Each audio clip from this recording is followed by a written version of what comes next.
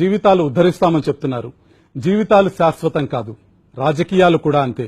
మాట తప్పటం, మోసగించటం, వ్యక్తిగత స్వార్థం కోసం వ్యవస్థల్ని, ప్రజల్ని బలిపెట్టడం అంత ఆరోగ్యకరం కాదు. ప్రత్యేక హోదా వల్ల ప్రయోజనం లేదన్న అబద్దాన్ని ఎన్నిసార్లు ఎంత గట్టిగా చెప్పినా ప్రజలకు నిజమేంటో అర్థం కాకుండా పోదు. ఆంధ్రప్రదేశ్ కు ప్రత్యేక హోదా ఇవ్వలేమని తేల్చేసిన నేతలు అది చాలదన్నట్టు అసత్య, అర్ధసత్య వాదనలను తెరమీదకు తెస్తున్నారు. ప్రత్యేక హోదాతో ప్రయోజనం పెద్దగా ఉండదంటూ వేదికలెక్కి ప్రసంగాలు చేస్తున్నారు. కానీ వాస్తవానికి ప్రత్యేక హోదా పొందిన రాష్ట్రాల పురోగతిని పరిశీలిస్తే నేతల వాదన పూర్తిగా నిరాధారమని తేలిపోతుంది. హిమాచల్ ప్రదేశ్, ఉత్తరాఖండ్ తో పాటు ప్రత్యేక హోదాను కలిగి ఉన్న ఈశాన్య రాష్ట్రాలు కూడా అభివృద్దిలో దూసుకుపోతున్నాయి. ఇందుకు తగిన గణాంకాలు స్పష్టంగా కనిపిస్తున్నాయి. మరి నేతలు ప్రత్యేక హోదాతో ప్రయోజనం లేదని ఎందుకు వాదిస్తున్నారు? వారి వాదనతో ఏపీ సీఎం చంద్రబాబు ఎందుకు ఏకీభవిస్తున్నారు? ఇది ఇవాల్టి 9 PM విత్ రవిప్రకాష్ లో ప్రధానాంశం.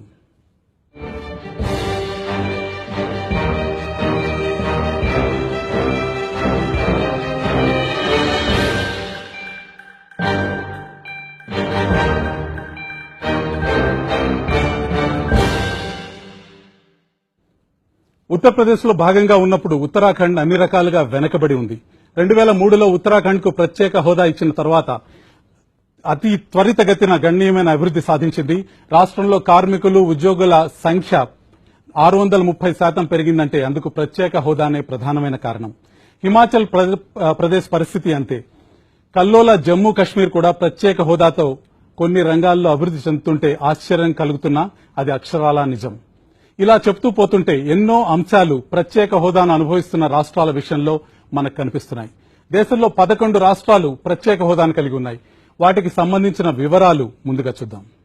సమైక్యాంధ్రప్రదేశ్ లో 10 ఏళ్ల జీడీపీ వృద్ధి 4.5 రెట్లు కాగా, ప్రత్యేక హోదా కలిగిన చిన్న రాష్ట్రాల జీడీపీ గ్రోత్ రేట్ 5-6 రెట్లు నమోదైంది.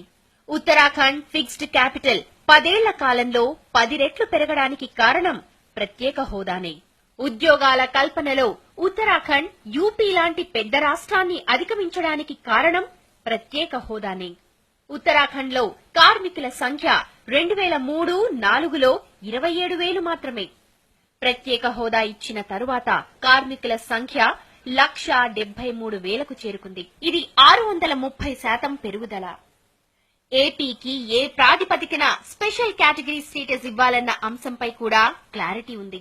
పారామీటర్స్ లో కామర్స్ అండ్ ఇండస్ట్రీస్ కేటగిరీలో పూర్ ఇన్ఫ్రాస్ట్రక్చర్ ప్రాతిపదికన ఏపీకి ప్రత్యేక హోదా ఇవ్వచ్చు.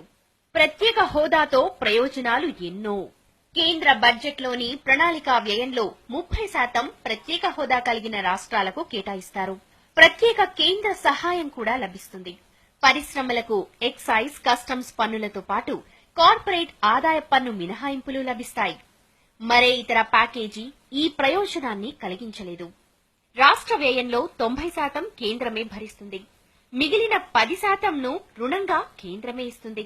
ప్రస్తుత పరిస్థితుల్లో ఏపీకి ఇది చాలా అవసరం. వివిధ పథకాల కింద కేంద్రమిచ్చే నిధులు ఏ కారణం చేతైనా వ్యయం చేయకపోతే తదుపరి సంవత్సరానికి క్యారీ ఫార్వర్డ్ అవుతాయి, కానీ నిధులు మురిగిపోవు. వ్యవసాయ రంగానికి కూడా ప్రత్యేక హోదాతో ప్రయోజనాలు ఉన్నాయి. ముడి, ద్రవ ఎరువుల ప్రయోజనాల కింద ఒక్కో రైతుకు సుమారు 4,000 రూపాయల ప్రయోజనం దక్కుతుంది. పంటల బీమా ప్రీమియంలో 50% కేంద్రమే భరిస్తుంది. ప్రత్యేక హోదా వల్ల కలిగే ప్రత్యేక ప్రయోజనాలు ఏం లేవనే నేతల మాటలు పచ్చి అబద్దాలు. దేశంలో ప్రత్యేక హోదా కలిగి ఉన్న 11 రాష్ట్రాల దశ స్టేటస్ పొందిన తర్వాతే మారిపోయింది. 8 ఈశాన్య రాష్ట్రాలతో పాటు ఉత్తరాఖండ్, హిమాచల్ ప్రదేశ్, జమ్మూ కాశ్మీర్ స్పెషల్ స్టేటస్ కలిగి ఉన్నాయి. అరుణాచల్ ప్రదేశ్ జీడీపీ 10 ఏళ్లలో 2,368 కోట్ల నుంచి 13,382 కోట్లకు చేరింది. అసోం జీడీపీ 47,000 కోట్ల నుంచి 1,62,000 కోట్లకు చేరుకుంది.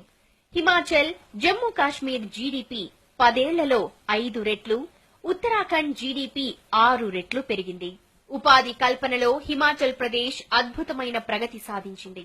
హిమాచల్ కు హోదా ప్రకటించక ముందు ఉద్యోగులు, కార్మికుల సంఖ్య 25,000 మాత్రమే. హోదా ఇచ్చిన తర్వాత 10 ఏళ్లలో 1.84 లక్షలకు ఉద్యోగులు, కార్మికుల సంఖ్య చేరుకుంది. వ్యవసాయ పనిముట్లు, ఎస్సీ ఎస్టీలకు 50% సబ్సిడీతో పంపిణీ చేస్తారు. వ్యవసాయ పనిముట్ల కొనుగోళ్లకు తీసుకునే రుణానికి 90% వడ్డీ మినహాయింపు లభిస్తుంది. ఒక్కో రైతుకు గరిష్టంగా 15,000 రూపాయల వరకు ప్రయోజనం లభిస్తుంది. ప్రత్యేక హోదాతో ప్రయోజనాలు పక్కాగా కనిపిస్తుంటే నేతలు మాత్రమే ప్రత్యేక హోదా కంటే ప్యాకేజీనే బెటర్ అని ఎందుకు